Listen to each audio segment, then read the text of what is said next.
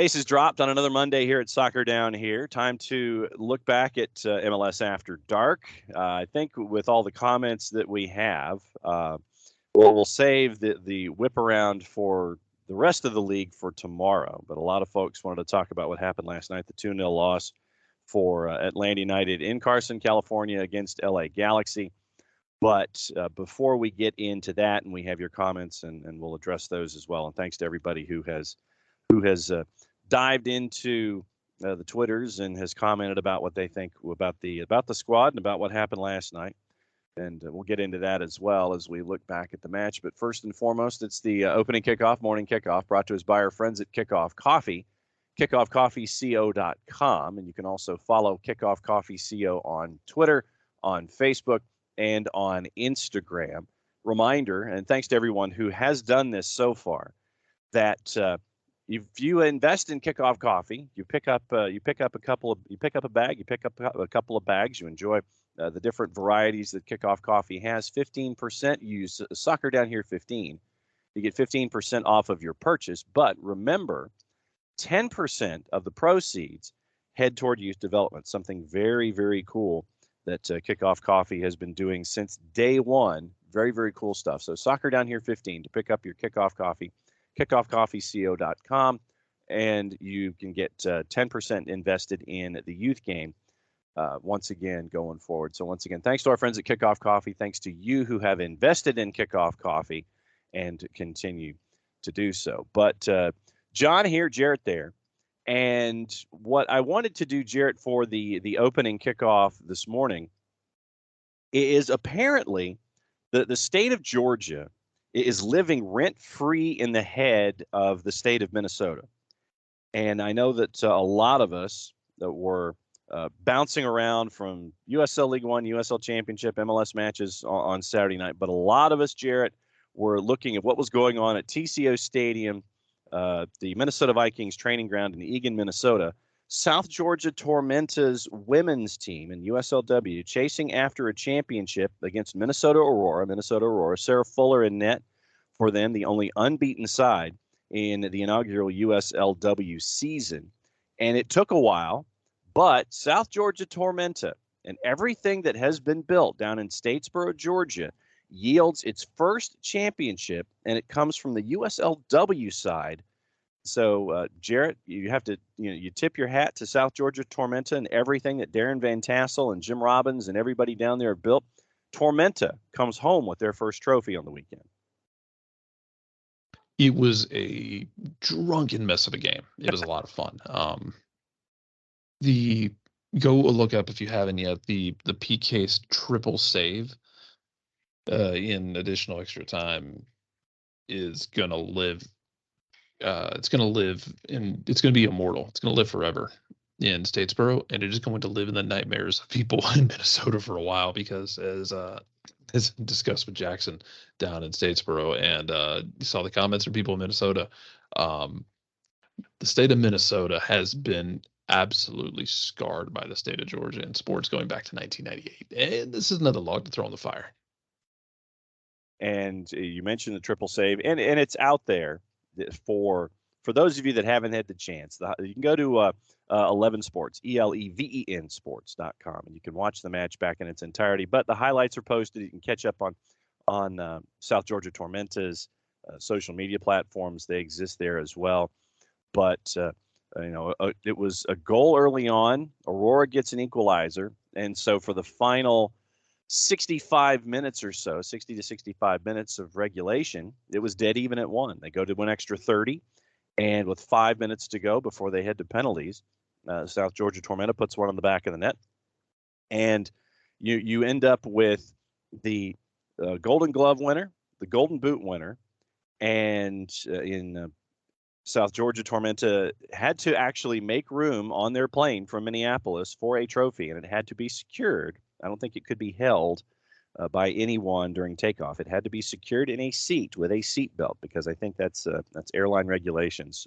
And great reception at the Savannah airport when they landed in the early afternoon yesterday on Sunday, and then once again a reception at the Clubhouse restaurant in Statesboro as well for them as well. So fantastic work done by everybody associated with South Georgia Tormenta, getting their first trophy on the board, winning the first ever USLW league championship. So tip of the hat and a shout out once again, working backwards a little bit. Once again, thanks to everybody in Statesboro who hung out with us at Wild Wing back on Thursday. So it's just been a fun weekend in the overall with everything going on down there in Statesboro. Champs in USLW, South Georgia Tormenta and the Tormenta Magenta. All right. Now, we know a lot of you've got comments about what happened last night.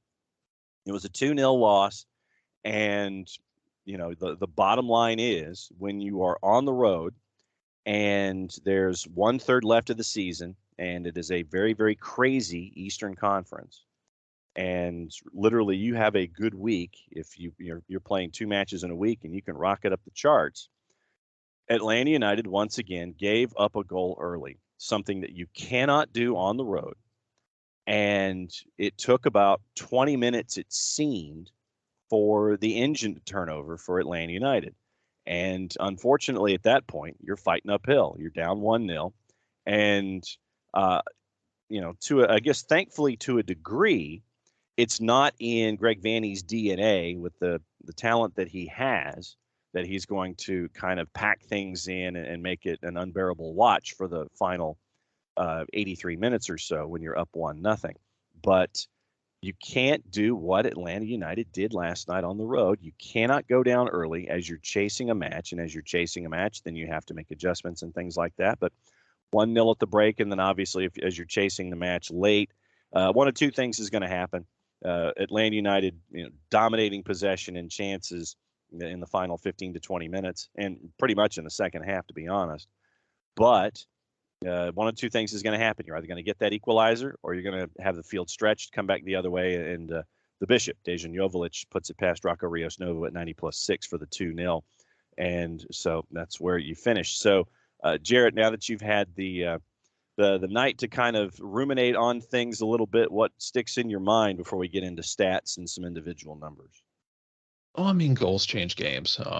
That's always been the case, and that's been Atlanta's kind of their MO, especially this summer, is they either give up that early goal or they're scoring that early goal, and it can dictate so much about the game.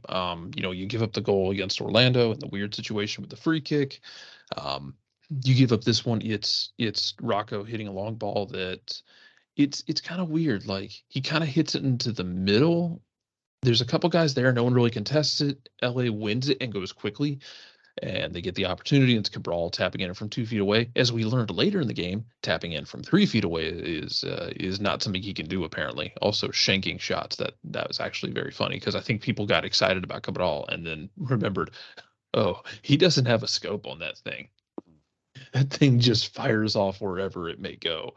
It goes where the wind goes. But it's a good job from him from following his shots, though.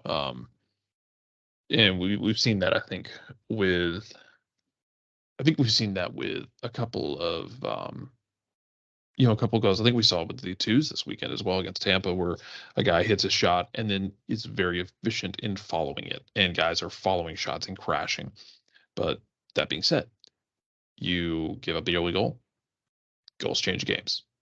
And that game changed because of that goal. Mm-hmm. And you're in a situation then when you're chasing. And even then, they didn't really grab control of it. You get the free header from Moreno on. Look, because I want to point this one out. We have ragged on set pieces a lot because Atlanta has gotten demonstrably better as the season's gone along in dealing with set pieces. It's not the same bomb scare it was early in the season. So credit to the staff and the players for executing that. That header that Moreno missed, that was such a well-worked set piece. That was. It was really nice to play it short, crash everyone to the front post, and Moreno just slips in the back door to the back post, and he's got to put that on frame. You're a professional, man. I mean, professional's got to put that on frame because that's a goal. It's such a well-worked set piece. It has to be on frame, and it wasn't. That is very frustrating. But then you come out in the second half like a house on fire. did everything but get a goal. But unfortunately, because you put yourself in a hole, that's not good enough. So you have to keep pressing. You keep pressing. You make a couple changes here and there. You have a couple of really good opportunities. Machoke Joel has been a very unique player since he's come back, because he probably should have had an assist last night, for instance. He plays that square ball to Joseph, and Joseph just isn't able to connect on it. And that's one we expect him to connect on. And then you go back 2 games ago, and Machoke Joel gives you basically a bomb scare, because he's 1v1 with the keeper with Joseph in the middle, and then he doesn't really choose anything, and then eventually plays it to Joseph too late. And it's been kind of inconsistent, but he's been asked to play that wingback role, and I think he's done passable with it, especially if you're asking him late in games, because he's such a unique physical presence. He's tough to defend. It's like defending a giant spider. It is. But ultimately, goals change games, and you just didn't do enough. You put yourself in a hole, and we've seen them get those early goals and ride that, and we've seen them give up those early goals and have to fight their way back. And at this point, like the way they've played recently, you got to be in your seat at kickoff, because there's something that's going to happen in the first 15 minutes, good or bad. And it's great that they were able to not give up the fight and to push late. And late, the second goal, I could really care less about, because that was we're going to tie this game or we're going to lose it 2-0 situation. Those sorts of things happen. It's the first goal. It's, not winning 50-50 balls to start the game. That's the thing that was more frustrating than anything to me. Looking at the numbers, stats 51-49 in possession, total shots. Atlanta United had 12-10 for the Galaxy. Galaxy had 6 of their 10 on target, only 3 on target for Atlanta United. Atlanta United had 3 blocked shots on the day, had more corners, had 1 more foul, 16-15, had less big chances, less counterattack shots, things like that. Rocco Rios Novo had 4 saves on the night, and passing numbers at 86% on 475 passes. LA Galaxy at 85%. Galaxy had 6 more long balls, 31-25, 1 more cross, and were more successful on the dribble, 7-6. Atlanta United won more of the duels on the match, 52 of 94. So that's basically 56% of the duels. Your starting lineups for Atlanta United, once again, it was Cisneros, Moreno, Josechu, Sejdic, who once again I thought performed really well, Luis Araujo, and then you had your back 5 of Wiley Campbell, Alan Franco, Juanjo Porata, and Aiden McFadden, with Rocco Rios Novo in net. And you mentioned the set piece, and once again that was set up where Amar Sejdic, who had a couple of great ideas for entry balls and passes and things like that. Once again, he continues to impress, even though he did pick up the yellow card. He played 45 last night, 92% in his 45 minutes, 22 of 24 on 32 touches, 1 for 1 on his crosses, 3 of 5 on long balls, 2 key passes, 3 of 4 on ground duels, 3 of 5 overall, and he had 3 tackles and an interception in his 45 minutes. And so after that, Thiago Almada, Joseph Martinez come in at the half, and they come in to replace McFadden and Amar Sejdic. Almada comes in, and he had the highest ranking of any Atlanta United player, courtesy of our friends at SofaScore. 93% on his passing, of 41 of 44 on 57 touches, 1 for 2 on crosses, completed both his long balls.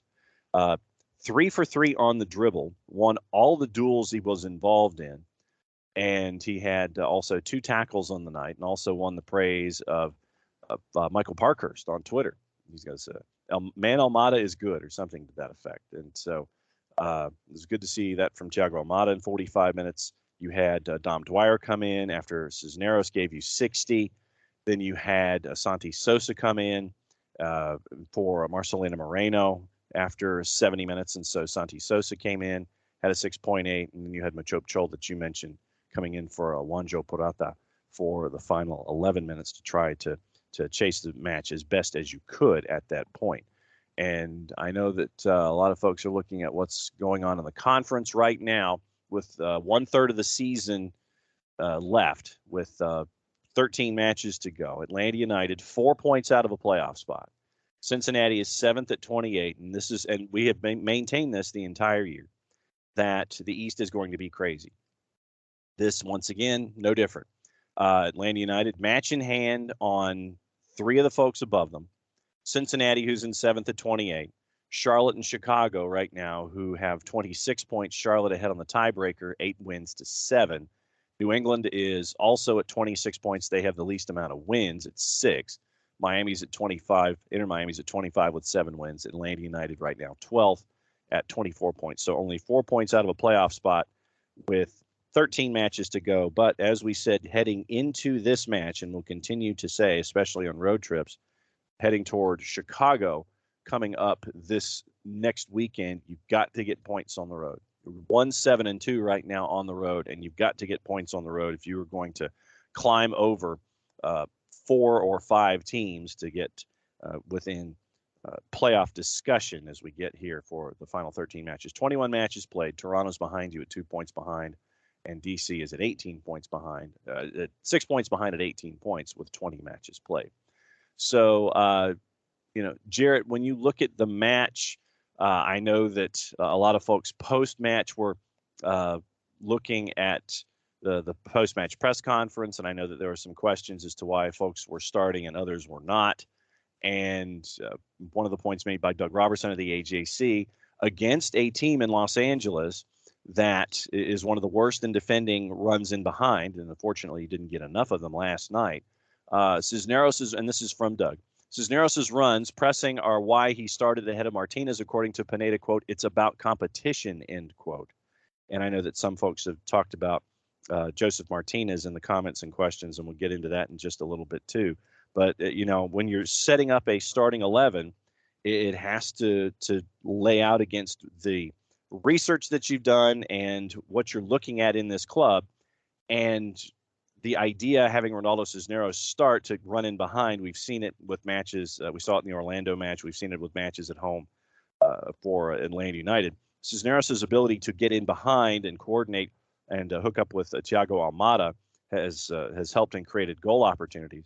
But once again, in a situation where you have center backs who aren't the fleetest of foot, that's why you put Ronaldo Cisneros out there in a match last night, because of his ability to run in behind.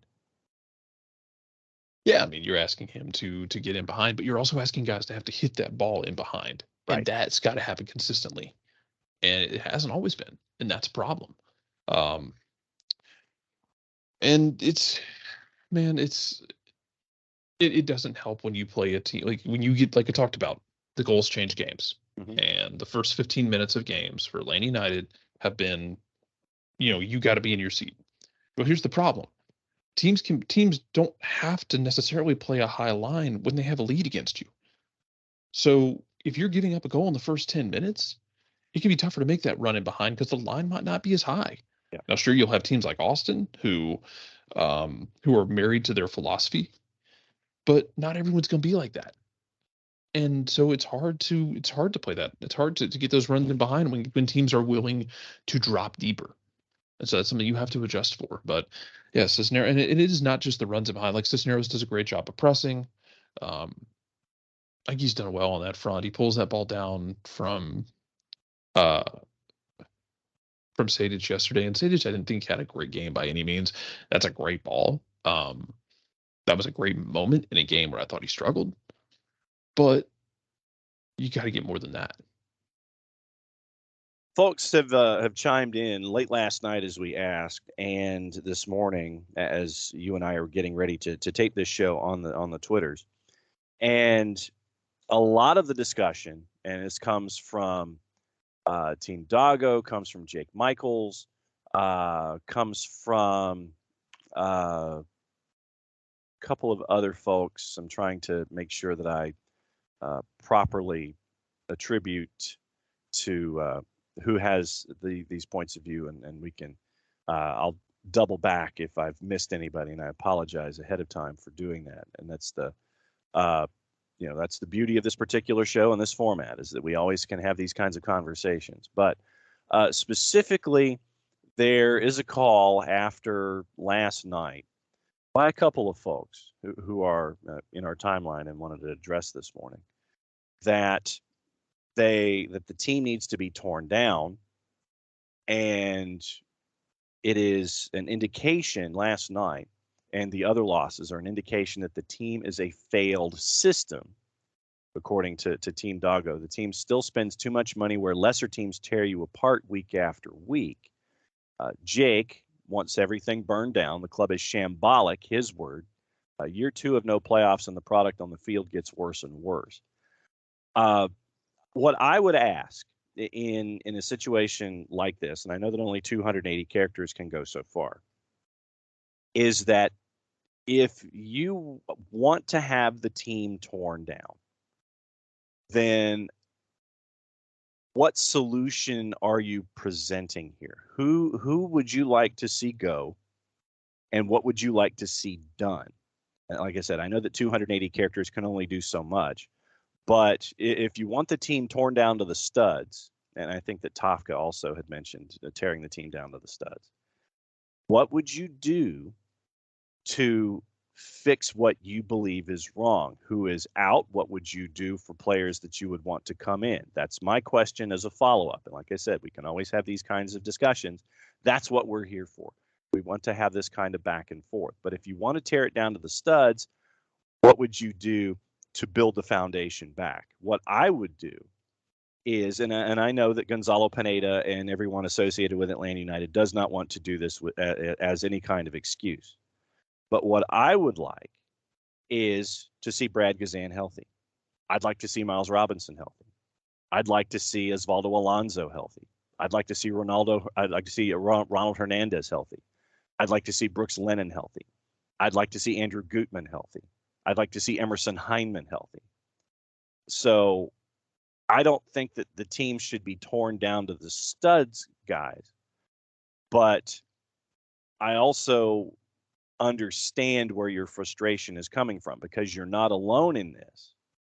But if you want it torn down to the studs, my question for you, first and foremost this morning, is what would you do to fix it? Instead of just say tear it down to the studs, give me a little more detail and let me know what you would want to do when it comes to tearing the team down to the studs.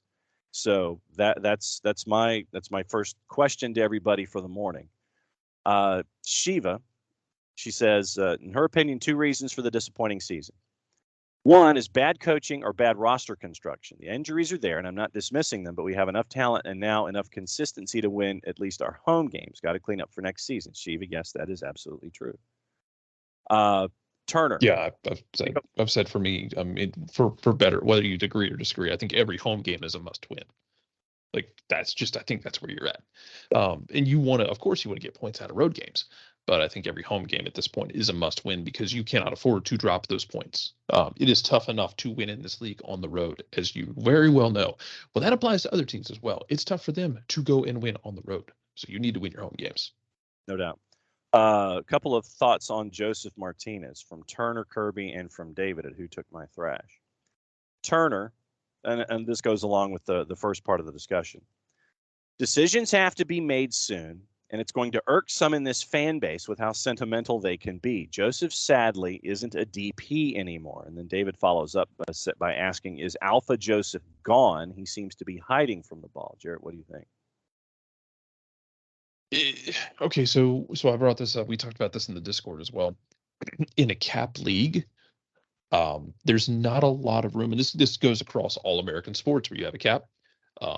There's not a lot of room for sentimentality and warm, fuzzy feelings, especially when someone's making, a big salary cap, and you can only have 3 guys really making huge numbers. If he is not that guy anymore, I think you got to have a conversation about how much you can pay him, and do you free up another DP spot? If he can get back there, great. I don't know If he can, I don't know if his body will let him, because everybody responds differently to different things with their body, with injuries, with recoveries, and it's been a really tough recovery for Joseph. And I almost wonder sometimes if that's forgotten, like how just rough his recovery was. I mean, he contemplated retirement after the first surgery. He Yeah. as much in the press conference. And so I don't know if he's going to be that same guy. And can you pay him $4 million a year? If it wasn't a cap league, sure. I would say go ahead. Keep doing it. Because if the league was completely uncapped, I see no reason not to. If you're willing to spend the money. You know what I mean? Um, as it stands though, like you want to see how the rest of the season goes out. I can't remember if he's under contract for next year or not, or if it's just this year. I can't remember off the top of my head. But that being said, yeah, I mean, depending on how he's able to consistently give you minutes, that's a conversation you kind of have because of what he might be able to give you in production versus what he might not be able to give you in production consistently. It doesn't take away from anything he's done, but you just got to be smart about your minutes, you know. You got to be smart about your salary. You got to be smart about who's doing what and who's getting paid what to do what. So it's a tough conversation.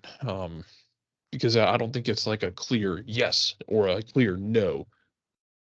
It's a complex answer, and that's just kind of the nature of it, and it sucks because it sucks especially because we are only a few years removed from him lighting the league on absolute fire. Even last year, he was really really good when he came back in stretches. This year, he's produced in stretches, but you got to figure out, how valuable are those stretches for you? And can he turn those stretches into sustained playing 25, 30 games a year? Yeah, and so Jay Jason, I hope that I would, yeah. No, sorry. I would say I don't know that Ronaldo Cisneros is the answer either. Like, if you don't do that, if you decide, hey, we're not going to be able to pay you $4 million a year, I don't think Ronaldo Cisneros is that answer. I think that is if we're going to clear up a DP spot, then you're going to go hunt a big DP striker somewhere. Yeah, I think that Ronaldo Cisneros has developed into part of an answer.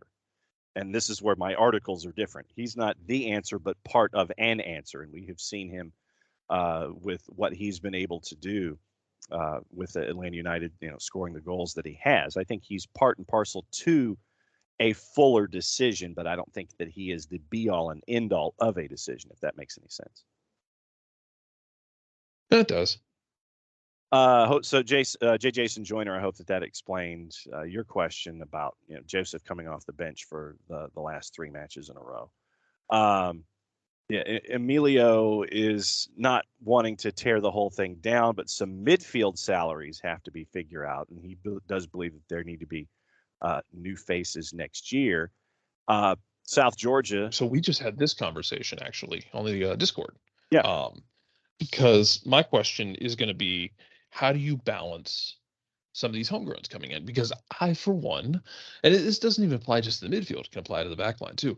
I, for one, would like to see Noah Cobb in a situation that you expected George Campbell to be in this year, which is in the depth chart, picking your spots where you play him, where you start him or bring him off the bench. But, being able to put him in situations to succeed. And I would like to see a Johnny Fortune in that as well. Again, it's a cap league. And I do wonder if we see guys in the midfield go out just because you want to clear roster space, whether it be at spots or whether it be at salary, whether you want to clear spots for other people. Yeah, and that's a discussion that I'm sure that the staff will be having as we get later on in the year, and things will be leaning one way or the other. South Georgia says it's pretty much the end of our season. Who's going to be gone? Who's going to be making that decision? That's, the second part of that is the interesting element of it right now. I mean, right now, Steve Cannon, the number 2 in Arthur M. Blank Sports Enterprises, is going to be taking over for Darren once Darren departs early next month. And so it'll be some combination of Steve Cannon and Carlos Bocanegra and the coaching staff. And so it's going to be it'll be a group of folks, but Steve Cannon until there is a replacement named for Darren Eales.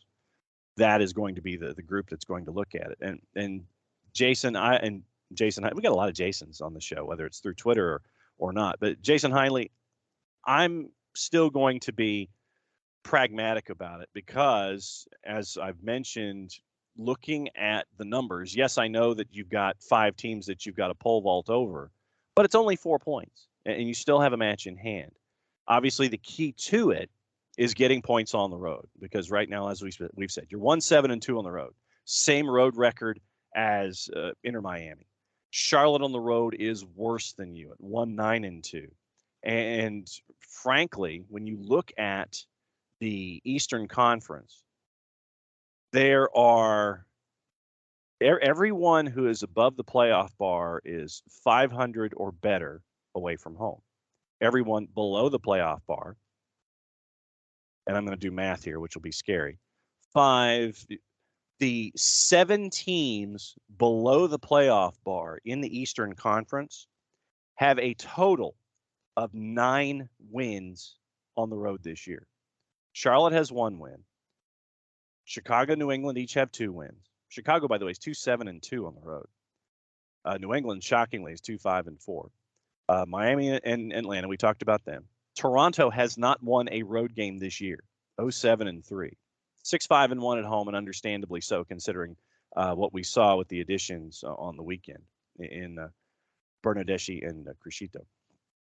And then DC is 2-6-1 on the road. They're 3-6-2 at home. They are the only team in the Eastern Conference that is below 500, both home and away, and that's why you're 5-12-3 this year. But 9 wins total below the playoff bar in the Eastern Conference for the folks who are not making the playoffs right now. You close that gap, you start to pole vault some folks, and you've only got 4 points to make a move over. You know, I still wonder about a team like Orlando. I mean, right now you look at the East, Jarrett. Let's look at the East real quick. Philadelphia, NYC. Philadelphia's at 42 points. NYC is at 41 points, but your beloved pastor at the Church of Everything, of multiple venues in the tri-state, he's gone. He's heading out the door. I wonder where NYC goes from here. Tremendous at home, not a surprise, 8-1-3. Okay away from home at 4-3-2. I wonder about a team like New York City with how they plan on replacing Tati Castellanos. Red Bulls, who last night were part and parcel to a pretty wild game, and Gerhard Struber pretty much rotated everybody, possibly himself, for this match in Austin. And it was a big lead, shockingly, for New York. Brad Stuver was in health and safety protocols for Austin, so Andrew Tarbell was in net. Shocking error led to the first goal, but big lead for Red Bulls. But Austin came back, made a match of it, and lost 4-3. So Red Bulls on the road, and they are 7-3-2 away from home, and so that's a big number to keep an eye on. But Red Bulls right now in third. CF Montreal, soon to be Impact, probably. They're in fourth at 35. But then you've got 5, 6, and 7. And right now, 5, 6, and 7 are only separated by 2 points. Orlando's at 30 points. I wonder about them. Only 3, 2, and 6 away from home, north of the playoff bar. Columbus, same. 3, 2, and 6 north of the playoff bar. But when you've had Cucho and Lucas Zelarayan show some offense and put the ball in the back of the net, which was a problem for Columbus, you're seeing their game grow. Cincinnati right now at 28 points, and honestly, I don't know which Cincinnati team I'm going to get in any given time. But if you think about it, if you go all the way up to 5th in the East, and this is why I'm sitting here right now and I'm saying that there is still work that can be accomplished for Atlanta United. 6 points separate 8 teams in the East. We said at the beginning of this year that the East and the West were probably going to be crazy and that you could knock out teams. You could have more success knocking teams away from the playoff picture than putting them in it, than keeping them in it. And it's the 2 teams beneath Atlanta United right now. Those are the ones that we thought would not be a part of the discussion of the playoffs. But 6 points separating 8 teams right now in the East, Jarrett. And so there's work that can be done but you've got to steal points. And that's going to be the mantra from here on out. You've got to get points on the road to improve your road standing, and you've got to win your stuff at home. You do. You got to take care of your own house before you can look in your neighbor's backyard, though. And for Atlanta, that means they got to win games. Like, they can't worry about what Columbus is doing. And, I know people talked about what teams have done to get better. Toronto doing their thing, Columbus doing their thing. Not everyone in the East has taken these huge steps. By the way, it's not literally every team and then Atlanta sitting there. Also, Atlanta did bring in Juancho Parata, who everyone has fallen in love with for different reasons. Godinho's there as well, and I'm sure we'll see more questions about why Godinho is not starting in net. But the bottom line is you can't really worry about them. Atlanta tends to worry about Atlanta. And that means they have to start winning games. Yep. And that means I think Jason touched on this on the pre-show last night, on the pregame show last night. Like, you've had a lot of games where you've played well and you didn't get the result you thought you deserved. Well, that doesn't matter anymore because moral victories don't put you in the playoffs. And if you got to win ugly, you got to win ugly. And the thing that was frustrating to me last night was you get a couple breaks go your way. Cabral misses the shot from 3 feet away. I don't know how he shot that ball sideways / backwards. That's that LA Galaxy fans know. That's the Kevin Cabral they've grown used to. You had things like that go your way. Like, of course, yeah. I mean, it stank that you give up the goal early in the game. That didn't go your way, but some of that is just it's good build up by LA and then bad execution by Atlanta. It's a good save. It's a good point blank save though from Rocco. I'll give him credit. The tap in is a tap in. Like, he saves it, tries to push it to the side, and Cabral's right there. That's good follow up play from Cabral, and Rocco not pushing it far enough wide, but on a reaction save, it's tough to do. But you actually had a couple things go your way, like the luck that I've been hoping they would get. You got it, and you weren't able to capitalize on it. Well, you got to win your games. You can't worry about what Charlotte does, what Toronto does, what Columbus does, whoever the hell else it might be in the East. I don't really care what they do because you got 5 teams between you and a playoff spot. You have to win games, and you actually have enough games in total number to do something about it. But you actually are going to have to win them, and a number of them are going to be against playoff teams. This is a conversation about you're playing teams above you. On one hand, yes, that's a great opportunity to take scalps off of teams above you and make 3-point swings. On the other hand, they're teams above you, and they're above you for a reason because they've been good. Yep. So you have to go beat them. Atlanta, like I said, Atlanta's got to look at their own house.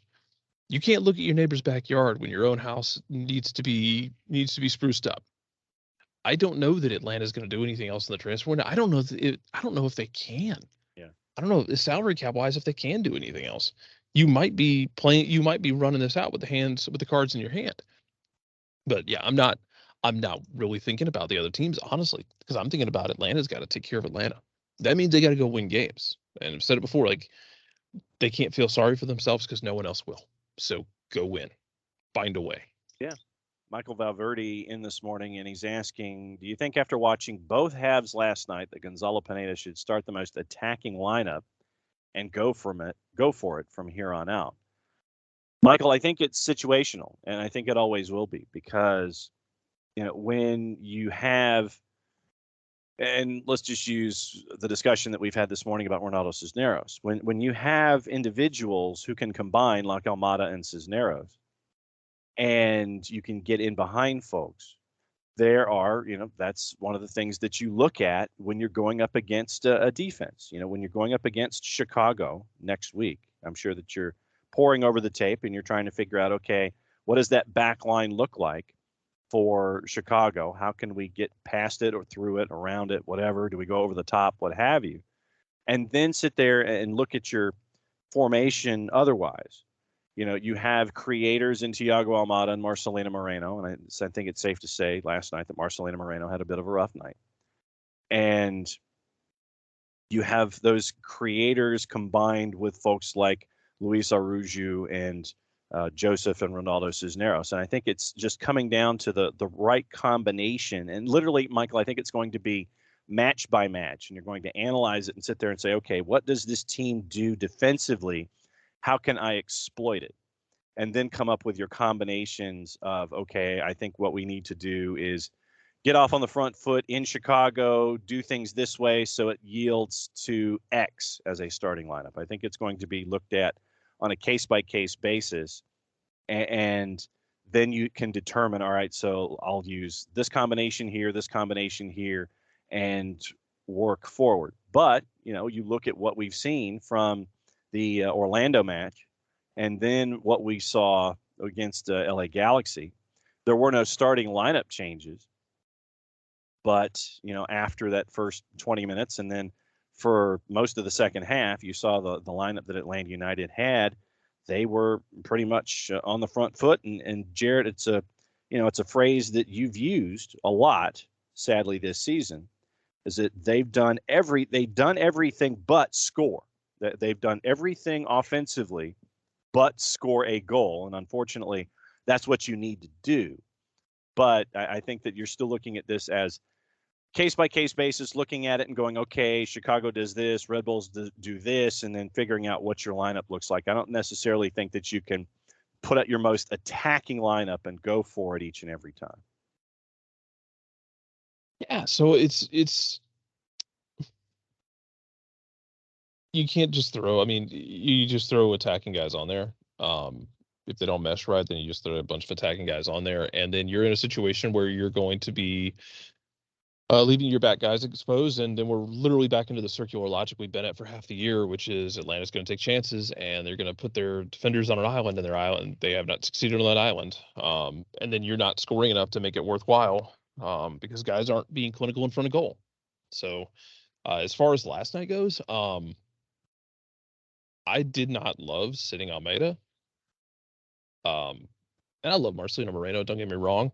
Moreno gives you that unique kind of, he is capable of wild, amazing things when he is on. And the problem is you can't really predict when he's on because he can be off and on in the same game. Yeah. He can have a game where he is just a mess and then he pulls the ball out of nowhere that breaks the game completely. But the missed header, having trouble with his dribbles. He didn't have the pace on that one breakaway just kills you because you had basically a 2-on-2 and he gets caught from behind. And he what he does give you as well a lot of times is in the last few games, especially, he played like a demon in the press. Yeah. He's defended really well all over the field. But after the Orlando game, and I understand what Gonzalo Pineda meant, I think, when he said he wanted the continuity going to Orlando to now. I would have started Almada. He's been more dynamic, and especially after the second half of the Orlando game, I would have gone with him in this one over Moreno and brought Moreno off the bench and see what he could have done. I disagreed with that, and I expect to see Almeida, or Almada. Sorry, I'm still thinking Matias. Yeah. Yes. I was to see Almada against Chicago. I want to see him for 90 minutes against Chicago because of what he is capable of doing. And like I said, I can understand you want a Moreno on there for what he gives you defensively and what he gives you, in those brilliant moments. But when it's not on, it's just not on. It's not clicking. And Almada, I think, gave you enough last night to tell you that he can be that guy. And I would like to see him from the start against Chicago. I'll be disappointed if we don't, unless there's extenuating circumstances, of course. Right. Last question on the board this morning comes from Tafka. And in addition to his being a part of the group of folks that want to tear this down to the studs, Tafka, and this is, I guess, a bit of a question for everybody here. Tafka is asking, name me the post-Tata signings who have performed above the salary level they were purchased at. Dwyer, Campbell, Gutman, Wiley, Robinson. Everyone else has been below their expected return. He's wondering if anyone disagrees. I'm looking at it now because I think you just posted it. Give me a second. And some of this is going to be opinion based. Like, so, and that's why I put it out there. It's like, okay, so Tafka, well, and Campbell for me came up through the system. Campbell's through the system. I don't count Campbell, and Miles Robinson was a draft pick. And if you're going to count Miles Robinson, and how did he classify Robinson? And Caleb Wiley also has come through the system. So yeah, both and Miles Robinson came through the draft. So like, if you're going to count him, you count Julie Gressel because that was a draft pick. Yeah, guys to the academy I don't really count, but like Mateus Asetu, let's run through it. Like Asetu has been up and down. I think he's been better this year. I think he's taken steps forward this year. Emerson Heinemann cannot stay on the field healthy. Emerson Heinemann was doing really well twice in his career here. He did really well in the lead up to COVID in 2020, and then he got COVID, and he wasn't really the same after that. And I don't know if COVID impacted him that heavily or what. Yeah. Remember, he scored in both the first two games of the season for Atlanta United. Then you have he's starting to really find himself under Gabriel Heinze that blows his ACL out. He starts coming back here and he gets hurt again. It's disappointing that he has not been able to stay on the field because when he's played, I think Emerson Heinemann has been solid. Yeah. Marcelino Moreno might be the most divisive player in this club's short history. Yeah. Like I said, he is in my opinion, and I've been vocal about this before, Marcelino Moreno playing concertmaster to someone else's conductor is a better fit for him. Agreed.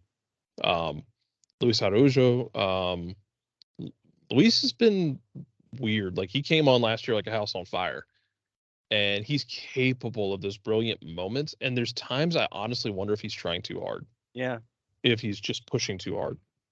Well, but I mean, so there are times where in a match, you want that individual who wants to put the team on their shoulders. If nothing else seems to be working, then you want that guy that's going to say, all right, fine, follow me.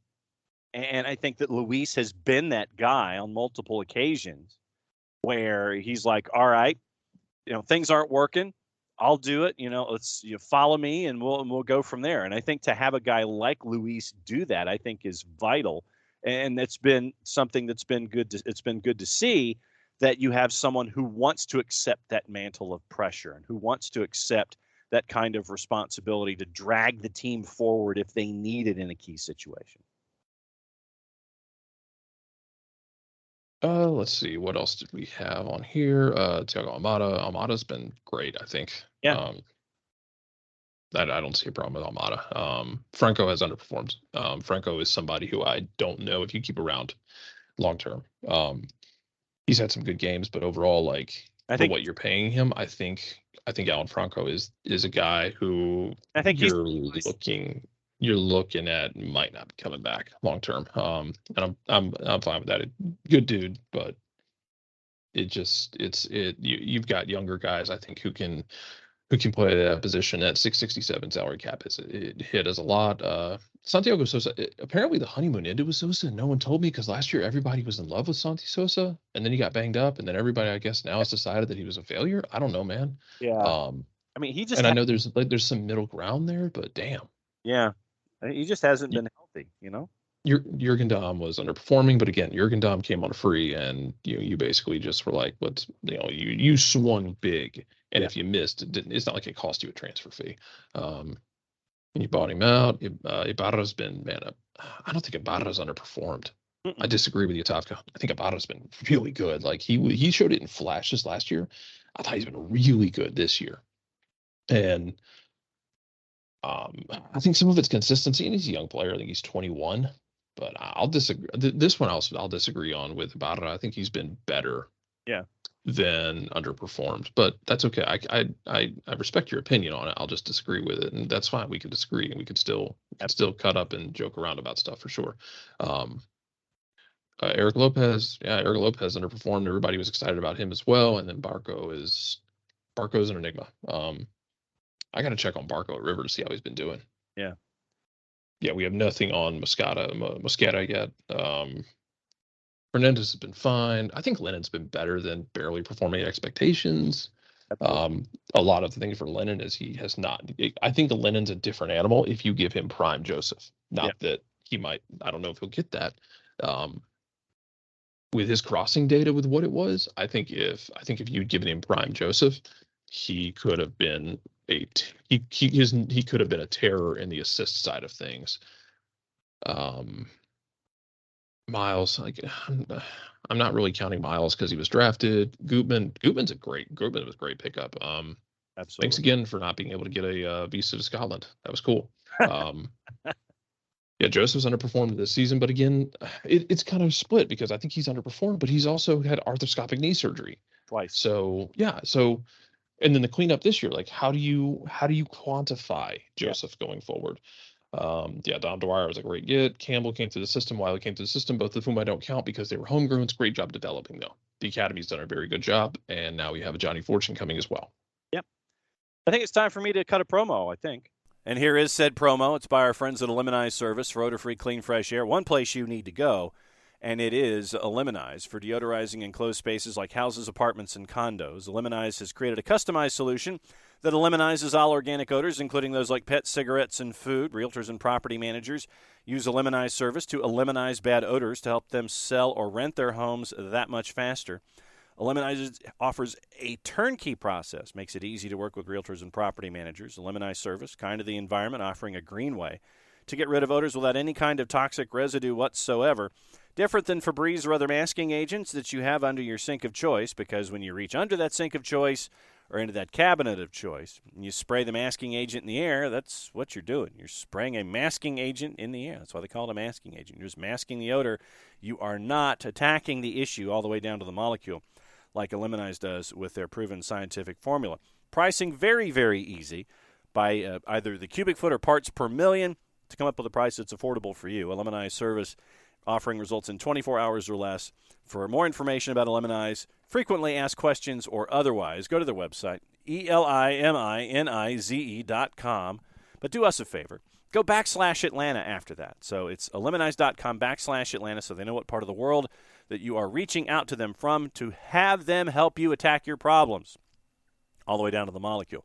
Eliminize Service, proud sponsors of everything SDH. So once again, thanks to everyone who has brought in their thoughts this morning. Please continue to do so. And just, once again, I want this, we all want this here to be that two-way street where we want to have conversations. It's cool to disagree, and we'll just continue to have our talks every single day. And so, as I've said, my biggest question and my biggest thoughts are, for those of you that wanted it ripped down to the studs, what would you do for solutions? That's what we're looking at here. So that's kind of what I'm looking at. So if you have any ideas, you want it ripped down to the studs, tell me how you would and what you would do going forward. So any questions, once again, you keep sending them in. We'll keep asking for them every single morning, and we will keep addressing them here at SDH. So the plot for this week looks like it's going to be discussing everything as we do on Tuesday, Wednesday, and Thursday. Looks like a fairly normal week. Catch up with Dylan Butler on your Wednesday. Catch up with Nico Moreno on your Thursday. And you've got your weekend whip around and catching up with our friends at Beyond Goals Mentoring on your Friday. As the week continues, you've also got stuff going on in the NPSL. It is the semifinals of the NPSL. And Appalachian FC loses to FC Motown on the road at Drew University on the weekend. And so their season comes to a close. The Final Four is set in the NPSL. We'll continue to catch up with them as well.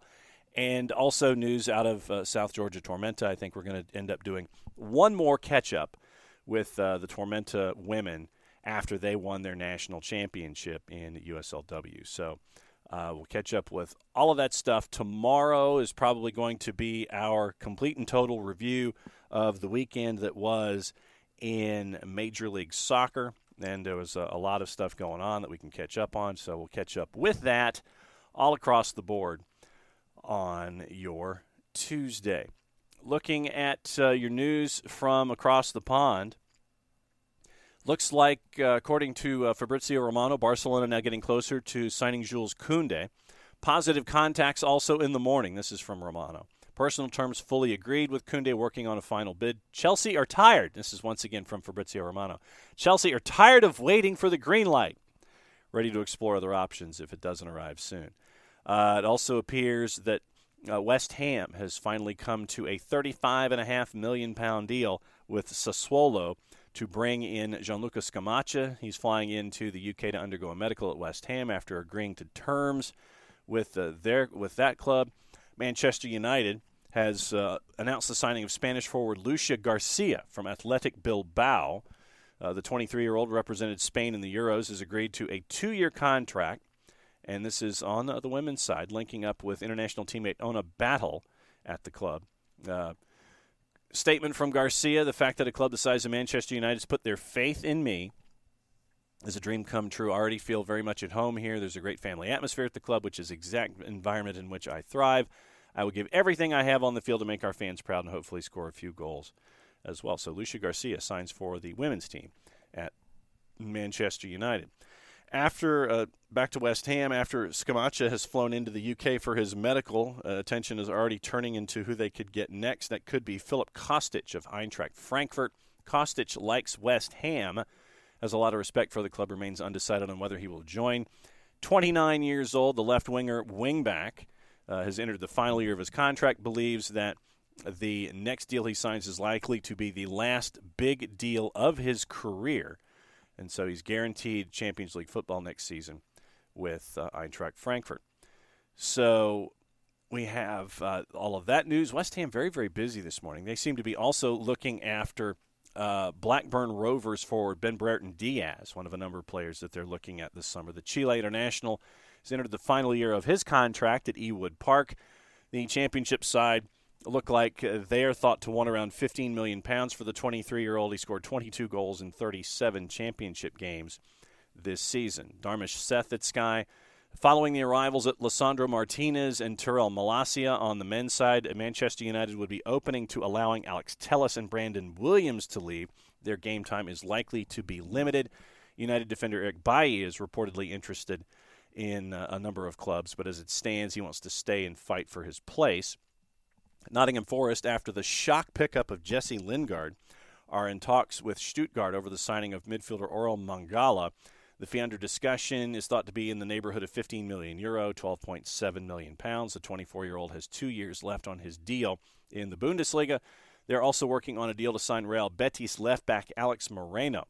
The 29-year-old's contract at Betis is up in 2025. Forest have made 11 signings so far in the window, including the one-year deal with Jesse Lingard. Darmish Seth also saying Manchester United's stance is unchanged on Cristiano Ronaldo. He's not for sale. United are not looking for a replacement for the Portuguese forward. I would always sit there and say he's not for sale until he's for sale. So we'll keep an eye on that one as well. We mentioned Kostic, that bid for West Ham is initially at £10 million. Former Burnley forward in the lower divisions, Joel Mbongo will have a medical with Tranmere following the League Two side on a permanent deal released by Burnley this summer. Ajax forward Antony still remains a player of interest in the Premier League. Once again, Manchester United keeping an eye on that one as well. They're also comfortable that a deal can be done for Frankie de Jong. Once again, they remain comfortable in that position with Joan Laporta and Xavi, with a broad agreement on the table worth £72 million. United will have their own deadline on the deals. They've got other targets if the de Jong deal proves too difficult, looking to pursue the Dutch international going forward. Preston set to sign Tottenham forward Troy Parrott on a season-long loan, according to the Evening Standard. 20-year-old's extended his contract at Spurs with his current deal due to expire next summer. Will now join the Lancashire side on loan.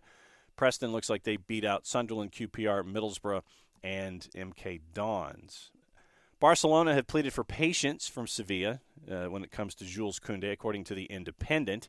The report claims that the Frenchman willing to go to Chelsea, but the preferred option is to move to Nou Camp. Barca's financial offer to Sevilla would also be worth less as an overall package, so we'll keep an eye on that as we look at things in the transfer windows going forward. Looking at the papers this morning, and you look at everything outside the 3-letter and the 4-letter, newspapers that we're just going to bypass. Looks like Arsenal, according to the Times, have admitted that they're interested in the attacking midfielder Lucas Paqueta, but said that there are no present talks with Lyon about the Brazil international. Atalanta, confident of agreeing a loan deal with Arsenal for Nuno Tavares, but they want a permanent option to be included. Daily Mirror, Atletico Madrid supporters have launched an online protest after reports emerged they were interested in signing Cristiano Ronaldo for Manchester United. Juve have emerged as a possible suitor for Manchester United's Anthony Martial, although it appears the club no longer has any interest in selling him. Back to Frankie de Jong quickly in the Daily Express. De Jong has been told he will need to take a pay cut to stay at Barcelona, and it appears that he's open to doing so. Red Bull Salzburg do not anticipate losing teenage star Benjamin Sesko this summer, as Manchester United became the latest club to show interest in the Slovenian forward. Barca boss Xavi has told Memphis Depay he has no future at the club, as a number of Premier League clubs continue to monitor that situation.